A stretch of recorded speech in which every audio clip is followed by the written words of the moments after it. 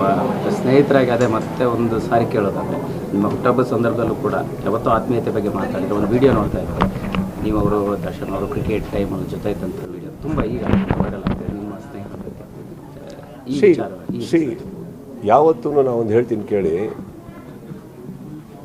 ನಾವು ಕೆಲವು ಟೈಮ್ ಆಸ್ಪತ್ರೆಗೆ ಹೋಗ್ತೀವಲ್ಲ, ಆಸ್ಪತ್ರೆಗೆ ಹೋದಾಗಲೂ ಇಲ್ಲಿ ಏನೋ ನೋವು ಬರ್ತಾರೆ ಇನ್ನೊಂದೇನೋ ಆಗಬೇಕಾದ್ರೆ ನಾವು ಬೇಡ್ಕೊಂಡು ಹೋಗೋದು ಅದು ಆಗದೇ ಇರಲಿ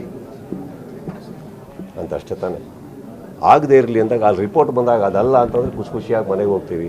ಆಗಿದೆ ಅಂತ ಬಂದಾಗ ಏನು ಮಾಡಬೇಕಾಗುತ್ತೆ? ಟ್ರೀಟ್ಮೆಂಟ್ ತೊಗೊಬೇಕಾಗುತ್ತೆ. ನಾನಿವಾಗ ಆ ಹಂತದಲ್ಲಿದ್ದೀನಿ. ಜಸ್ಟಿಸ್ ಬೇರೆ, ಫ್ರೆಂಡ್ಶಿಪ್ ಬೇರೆ, ರಿಲೇಷನ್ಶಿಪ್ ಬೇರೆ, ಇದೊಂದು ಬೇರೆ. ನಾನು ಇವತ್ತಿಂದಲ್ಲಪ್ಪ, ನಾನು ಯಾವತ್ತಿಂದ ಯಾರ ಬಗ್ಗೆ ಏನೇನು ಮಾತಾಡೋದಲ್ಲ, ನನಗೆ ಬೇಕಾಗಿಲ್ಲ.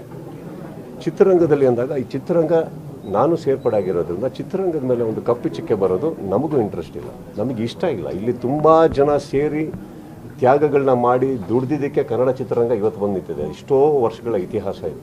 ಯಾವುದೋ ಒಂದರಿಂದ ಹೆಸರಾಳಾಗೋದು ತಪ್ಪಾಗುತ್ತೆ. ಅದಕ್ಕೆ ನಮಗೆಲ್ಲರ ಆಸೆ ಆದಷ್ಟು ಬೇಗ ಇದಕ್ಕೊಂದು ನ್ಯಾಯ ಸಿಗಲಿ, ತಿರುಗಿಸ್ತೀವಿ. ನಿಮ್ಮಷ್ಟೇ ಖುಷಿ ನಾವು ಪಡ್ತೀವಿ. ಅಕಸ್ಮಾತ್ ಆರೋಪಿ ಯಾರು ಅಂತ ಹೇಳೋದಕ್ಕೆ ಜಡ್ಜ್ ಅಂತ ಒಬ್ಬರು ಕೂತ್ಕೋತಾರೆ, ಅದಕ್ಕೆ ನಾವು ತಲೆ ಬಾಗಬೇಕಾಗುತ್ತೆ. ಕರೆಕ್ಟ್.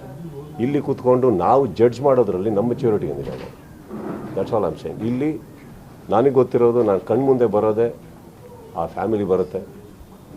ಸೊ ಎಲ್ಲೋ ಒಂದು ಕಡೆ ನಮಗೆ ಗೊತ್ತಿರೋದು ಅದು ಯಾರೇ ಆಗಿರಲಿ, ಅದು 100% ಯಾರು ಇವಾಗ ಇವರೇ ಅವರೇ ಅಂತ ಹೇಳೋದಕ್ಕೆ ನೀವ್ಯಾರು ನಾವ್ಯಾರು ಸರ್?